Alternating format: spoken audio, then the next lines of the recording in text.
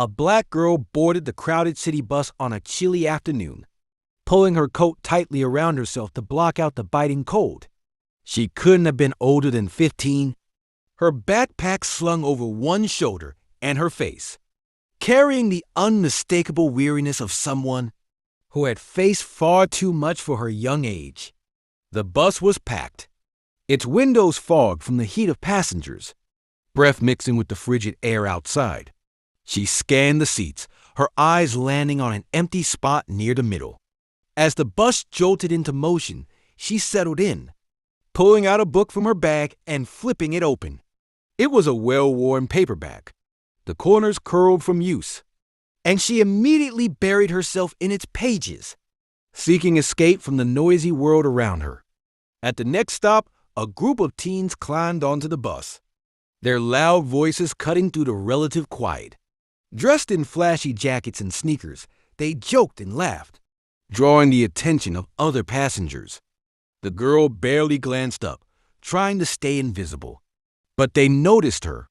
One of the boys, tall with a cocky swagger, pointed her out to his friends. "Yo, look at her," he said, loud enough for the whole bus to hear. "What you reading, little Miss Einstein?" The others laughed, their voices filled with mockery. Another one added, "You think you're better than us, huh? With your nose always in a book?" The girl's grip tightened on her book, but she didn't look up. She had learned long ago that responding only made things worse. "Hey, I'm talking to you," the tall boy said, moving closer to her seat. "Don't be rude now." He reached out and flicked the edge of her book, trying to knock it out of her hands. The bus grew quieter. Passengers turned to watch, some with concern, others with indifference. No one intervened. The girl finally looked up, her eyes steady despite the fear she felt.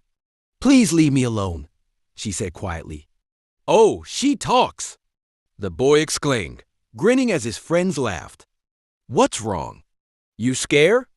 Before she could respond, an older woman sitting nearby spoke up. She was dressed in a thick coat and scarf, her eyes sharp as they fixed on the boy. "You ought to be ashamed of yourself, picking on a young girl like that," she said firmly. The boy turned to her, surprised. "Mind your business, lady," he shot back, but his voice lacked the same confidence. The woman didn't back down. "This is my business, and if you had any respect, you'd apologize and sit down." The tension on the bus was palpable. The other teens shifted uncomfortably, unsure whether to back their friend or retreat.